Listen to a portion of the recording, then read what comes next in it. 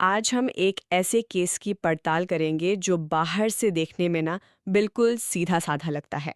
उत्तर प्रदेश में एक जमानत की अर्जी, एक बेल हियरिंग रोज हजारों होती हैं।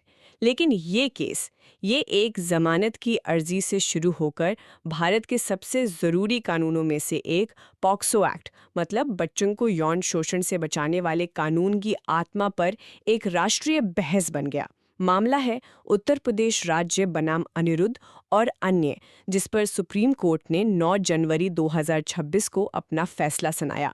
आज हम समझेंगे कि कैसे एक जज का फैसला पूरे सिस्टम को हिला सकता है और कैसे कैसे बच्चों की सुरक्षा के लिए बनाया गया एक कानून हमारे समाज की एक कड़वी सच्चाई को आईना दिखा रहा है। तो चलिए इस कहानी को शुरू से समझते हैं। मामला एक एफआईआर से शुरू होता है। एक माँ पुलिस के पास जाती है और कहती है कि उसकी 12 साल की बेटी का अपहरण हो गया है। पुलिस फौरन एक्शन लेती है।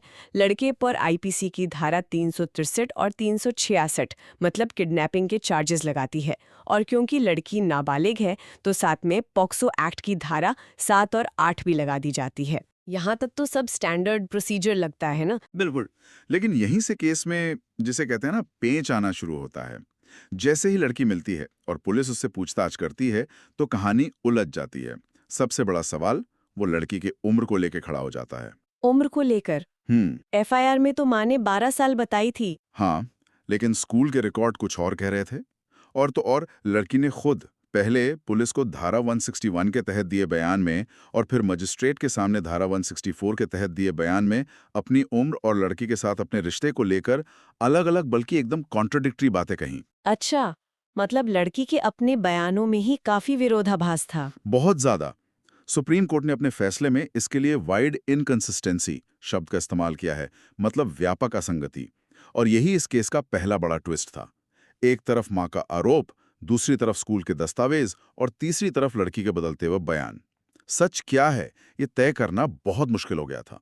इसी कंफ्यूजन के बीच लड़के ने जमानत के लिए इलाहाबाद हाई कोर्ट में अर्जी दी। और यहीं पर ये केस एक साधारण जमानत के मामले से कुछ बहुत बड़ा बन जाता है। हाई कोर्ट ने जो किया वो किसी ने सोचा भी नहीं था। उन्होंने सिर्फ जमानत पर फैसला नहीं सुनाया। एग्जैक्टली। हाई कोर्ट ने पहले तो लड़के को अंतरिम जमानत मतलब इंटरिम बेल दे दी। फिर उन्होंने एक बहुत ही अजीब कदम उठाया।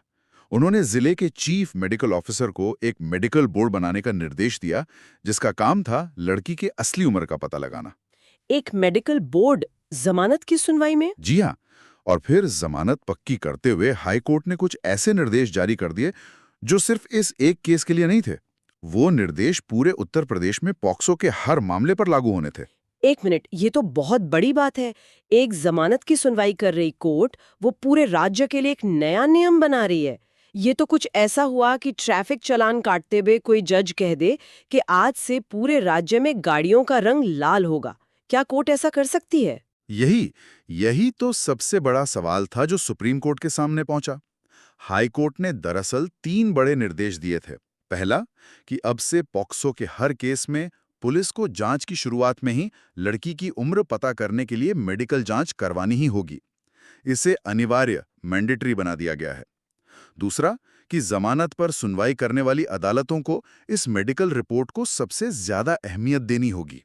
और तीसरा निर्देश क्या था? मुझे लग रहा है वही सबसे ज्यादा विवादास्पद रहा होगा। बिल्कुल। तीसरा निर्देश ये था कि कुछ मामलों में मेडिकल जांच से तय की गई उम्र स्कूल रिकॉर्ड जैसे बाकी दस्तावेजों पर भारी पड़ेगी। मतलब अगर स्कूल का सर्टिफिकेट कह रहा है कि उम्र 15 साल है और मेडिकल रिपोर्ट कह रही है कि 17 साल है, तो कोर्ट मेडिकल रिपोर्ट को ज्यादा वजन दे सकती है। हाई कोर्ट ने एक तरह से मेडिकल जांच को उम्र तय करने का सबसे बड़ा सबूत बना दिया। सतह पर देखने पर तो ये बात मतलब बहुत से लोगों को सही लग सकती है कि अरे मेडिकल टेस्ट तो साइंटिफिक है, वैज्ञानिक है, स्कूल का कागज तो गलत भी हो सकता है। इसमें प्रॉब्लम क्या है? सुप्रीम कोर्ट को ये बात गलत क्यों लगी? आपने बिल्कुल सही नस पकड़ी है। प्रॉब्लम हाई कोर्ट के इरादे में नहीं थी, उनके तरीके में थी। सुप्रीम कोर्ट ने 2 टूक शब्दों में कहा कि हाई कोर्ट ने अपने अधिकार क्षेत्र यानी जुरिस्डिक्शन को पार किया है। सीआरपीसी के धारा 439 के तहत जमानत की सुनवाई का मकसद बहुत सीमित होता है। जज को सिर्फ ये देखना होता है भी क्या आरोपी को ट्रायल के दौरान जेल में रखना जरूरी है या वो बाहर रहकर भी केस लड़ सकता है। मतलब जमानत की सुनवाई में ये तय नहीं करना होता कि कौन सा सबूत असली है और कौन सा नकली। बिल्कुल, सुप्रीम कोर्ट ने साफ कहा कि बेल हियरिंग कोई मिनी ट्रायल नहीं है। उस स्टेज पर आप गवाहियों और सबूतों की गहराई में नहीं जा सकते। वो काम ट्रायल कोर्ट का है। हाई कोर्ट ने जो किया वो एक तरह से ट्रायल शुरू होने से पहले ही फैसला सुनाने जैसा था। तो पहला और सबसे बड़ा मुद्दा तो यही था कि हाई कोर्ट अपने दायरे से बाहर चला गया।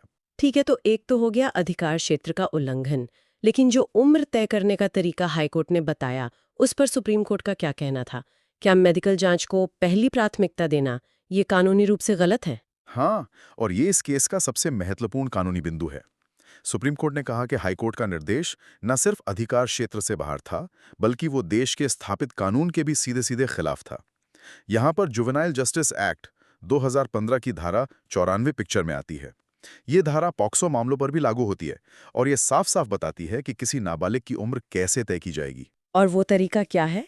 क्या कानून में इसका कोई क्रम तय है, कोई ऑर्डर ऑफ प्रेफरेंस? हाँ, और ये एक बहुत सख्त क्रम है जिसे सुप्रीम कोर्ट ने हायरार्की या पदानुक्रम कहा है। कानून कहता है कि उम्र तय करने के लिए एक रूल ऑफ 3 है, 3 स्तर का नियम। 3 स्तर का नियम? जी। नियम नंबर 1, सबसे पहले और सबसे जरूरी, आपको स्कूल से मिला जन्मतिथि का प्रमाण पत्र या मैट्रिक का सर्टिफिकेट देखना होगा। अगर वो मौजूद है तो बात वहीं खत्म हो जाती है। नियम नंबर 2, अगर स्कूल का कोई रिकॉर्ड नहीं है तब आप दूसरे स्तर पर आते हैं, नगर निगम या पंचायत से जारी किया गया जन्म प्रमाण पत्र। और नियम नंबर 3, केवल तब जब ऊपर के दोनों दस्तावेज मौजूद ना हों, सिर्फ उस सूरत में आप तीसरे और आखिरी विकल्प पर जा सकते हैं, जो है ऑसिफिकेशन टेस्ट या कोई और मेडिकल जांच। अच्छा, तो कानून बहुत ज्यादा स्पष्ट है इस पर। मेडिकल जांच आखिरी सीढ़ी है, पहली नहीं। और इलाहाबाद हाईकोर्ट ने इस पूरी सीढ़ी को ही उल्टा कर दिया। उन्होंने आखिरी विकल्प को पहला और सबसे जरूरी बना दिया। एकदम सही। सुप्रीम कोर्ट ने यही कहा कि हाई कोर्ट का ये निर्देश कानून की स्थापित प्रक्रिया को उलटने जैसा है। आप एक आखिरी उपाय को पहला नियम नहीं बना सकते। तो कानूनी तौर पर सुप्रीम कोर्ट ने हाई कोर्ट के निर्देशों को पूरी तरह से रद्द कर दिया। केस वहीं खत्म हो सकता था। लेकिन वो हुआ नहीं, और यहीं से ये फैसला एक रूटीन कानूनी फैसले से कहीं ज्यादा महत्वपूर्ण हो जाता है। सुप्रीम कोर्ट ने अपने ऑर्डर के आखिर में एक हिस्सा जोड़ा, ए नेसेसिटेटेड पोस्टस्क्रिप्ट। इसका क्या मतलब हुआ? एक जरूरी परिशिष्ट। हाँ, एक तरह से आप कह सकते हैं एक जरूरी नोट। और ये इस फैसले का वो हिस्सा है जो इसे ऐतिहासिक बनाता है। कोर्ट ने कहा कि हम ये मानते हैं कि हाई कोर्ट के निर्देशों के पीछे का इरादा अच्छा था, एक वेल इंटेंशन्ड प्रोपोर्ट था। वो पॉक्सो कानून के गलत इस्तेमाल को लेकर चिंतित थे और उनकी चिंता जायज है। और फिर सुप्रीम कोर्ट ने जो कहा वो पूरे समाज के लिए एक आईना था। उन्होंने कहा कि इस कानून का दुरुपयोग एक ग्रिम सोसाइटल कैज़म यानी गंभीर सामाजिक खाई को दिखाता है। गंभीर सामाजिक खाई, ये बहुत मजबूत शब्द है। देश की सबसे बड़ी अदालत से इस खाई का मतलब क्या है? कोर्ट ने इसे कैसे समझाया? कोर्ट ने इस खाई के 2 किनारे बताए। एक किनारे पर वो बच्चे हैं जो सच में यौन शोषण का शिकार होते हैं, लेकिन गरीबी, डर या समाज में बदनामी के डर से चुप रह जाते हैं। कानून उन तक पहुंच ही नहीं पाता और वो न्याय से वंचित रह जाते हैं। और खाई का दूसरा किनारा? दूसरे किनारे पर वो लोग हैं जो पढ़े लिखे हैं, जिनके पास पैसा और पहुंच है, और वो इस कानून को अपने फायदे के लिए तोड़ मरोड़ रहे हैं। कोर्ट ने साफ कहा कि ऐसे मामलों की बाढ़ आ गई है जहां किशोरों के बीच आपसी सहमति से बने रोमांटिक रिश्तों को अपराध बनाने के लिए परिवार वाले इस कानून का इस्तेमाल एक हथियार की तरह कर रहे हैं। लड़की की उम्र जानबूझकर कम बताई जाती है ताकि पॉक्सो एक्ट लग सके और लड़के को फंसाया जा सके। कोर्ट ने इस दुरुपयोग की तुलना आईपीसी की धारा 498A यानी दहेज प्रताड़ना कानून के दुरुपयोग से भी की है ना, जो हमारे देश में एक बहुत जानी मानी समस्या है। हाँ, बिल्कुल की। ये एक बहुत बड़ी बात है कि सुप्रीम कोर्ट खुद ये मान रहा है कि बच्चों की सुरक्षा के लिए बनी ढाल अब किसी के लिए तलवार बनती जा रही है। बिल्कुल, कोर्ट ने माना कि कई मामलों में ये कानून पर्सनल स्कोर सेटल करने, मतलब निजी दुश्मनी निकालने का एक जरिया बन गया है। और ये सिर्फ एक सामाजिक टिप्पणी नहीं थी। कोर्ट ने इसे रोकने के लिए कुछ ठोस सुझाव भी दिए जो इस केस को भविष्य के लिए इतना जरूरी बनाते हैं। तो क्या है वो सुझाव? क्या कोर्ट ने सिर्फ समस्या बताई या उसका कोई समाधान भी सुझाया? उन्होंने समाधान की दिशा में कुछ महत्वपूर्ण इशारे किए। सबसे पहला और दिलचस्प सुझाव उन्होंने वकीलों के लिए दिया। कोर्ट ने कहा कि बार यानी वकीलों के समुदाय को न्याय का गेट कीपर यानी द्वारपाल बनना होगा। उन्हें ऐसे केस लेने से इनकार कर देना चाहिए जो साफ तौर पर बदले की भावना या किसी को परेशान करने के लिए लाए गए हैं। ये एक तरह से कानूनी बिरादरी से एक नैतिक अपील थी। ये एक आदर्श स्थिति लगती है, लेकिन प्रैक्टिकल दुनिया में ऐसा होना कितना मुमकिन है, ये कहना मुश्किल है। क्या सरकार या संसद के लिए भी कोई निर्देश था? हाँ, और यही सबसे बड़ा कदम था। कोर्ट ने सीधे केंद्र सरकार को इस कानून में संशोधन मतलब बदलाव करने पर विचार करने के लिए कहा। ये कोर्ट का काम नहीं है, ये संसद का काम है, लेकिन कोर्ट ने अपनी चिंता जाहिर करते हुए सरकार को रास्ता दिखाया है। और क्या बदलाव सुझाए गए? दो बहुत ही, मैं कहूंगा, क्रांतिकारी सुझाव दिए गए हैं। पहला, कानून में एक रोमियो जूलियट क्लॉज जोड़ने पर विचार करने को कहा गया। रोमियो जूलियट क्लॉज, ये सुनने में बहुत दिलचस्प लगता है। इसका मतलब क्या होगा? क्या ये किशोरों के बीच के रिश्तों को कानूनी मान्यता देने जैसा है? नहीं, उतना सीधा नहीं है।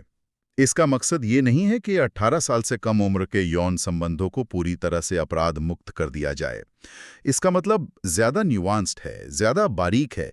ये क्लॉज ऐसे मामलों में लागू हो सकता है जहां लड़का और लड़की दोनों किशोर हैं, उनकी उम्र में ज्यादा फासला नहीं है और उनके बीच का रिश्ता पूरी तरह से आपसी सहमति पर आधारित है। ऐसे मामलों में इस कानून की कठोर सजा जो 20 साल तक हो सकती है, उसे शायद कम किया जा सकता है। ये कानून को ब्लैक एंड व्हाइट से हटाकर ग्रे एरिया को पहचानने की एक कोशिश है। मतलब ये स्वीकार करना कि हर केस एक जैसा नहीं होता। एक 30 साल के आदमी और 15 साल की लड़की के बीच का रिश्ता और एक 17 साल के लड़के और 16 साल की लड़की के बीच का रिश्ता कानून की नज़र में एक बराबर नहीं हो सकता। प्रिसाइसली, ये संदर्भ यानी कॉन्टेक्स्ट को महत्व देने की बात है। और दूसरा बड़ा सुझाव था कि एक ऐसा सिस्टम बनाया जाए जिसके तहत उन लोगों पर मुकदमा चलाया जा सके जो झूठा केस दर्ज करवाते हैं। कोर्ट का मानना है कि जब तक झूठे आरोप लगाने वालों के मन में कानून का डर नहीं होगा, तब तक इस दुरुपयोग को रोकना मुश्किल है। ये वाकई एक बहुत ही नाजुक संतुलन बनाने वाली बात है। एक तरफ आप असली पीड़ितों को डराना नहीं चाहते और दूसरी तरफ आप झूठे केस भी रोकना चाहते हैं। बिल्कुल, और यही इस पूरे फैसले का सार है। ये कानून समाज और व्यक्तिगत स्वतंत्रता के बीच के एक बहुत ही जटिल रिश्ते को उजागर करता है। तो अगर हम इस पूरी चर्चा को समेटें, तो इस एक केस से हमारे लिए 3 बड़े सबक या टेकअवेज क्या हैं? मेरे हिसाब से पहला सबक न्यायपालिका के अपने अनुशासन को लेकर है। सुप्रीम कोर्ट ने बहुत स्पष्ट कर दिया है कि अदालतों को अपनी सीमाओं का सम्मान करना चाहिए। एक जमानत कोर्ट नीति निर्धारक, एक पॉलिसी मेकर नहीं बन सकती।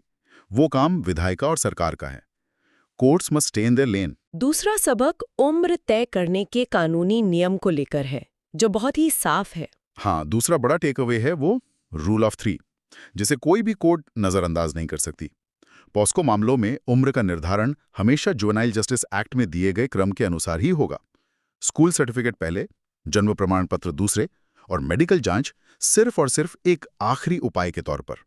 इस क्रम को बदला नहीं जा सकता। और तीसरा और शायद सबसे जरूरी सबक समाज के लिए है। बिल्कुल, तीसरा सबक ये है कि बच्चों की सुरक्षा के लिए बनाया गया एक जरूरी कानून जब हथियार की तरह इस्तेमाल होने लगे, तो ये सिर्फ एक कानूनी समस्या नहीं रह जाती। ये एक गहरी सामाजिक समस्या है। इसका हल सिर्फ अदालतों की सतर्कता से नहीं, बल्कि वकीलों की नैतिकता, समाज की जागरूकता और शायद, जैसा कि सुप्रीम कोर्ट ने इशारा किया है, कानून में जरूरी बदलावों से ही निकलेगा। सुप्रीम कोर्ट ने गेंद अब सरकार और समाज के पाले में डाल दी है। रोमियो जूलियट क्लॉज जैसे बदलावों पर विचार करने की बात कहकर उन्होंने एक बहुत गहरा सवाल हमारे सामने छोड़ दिया है।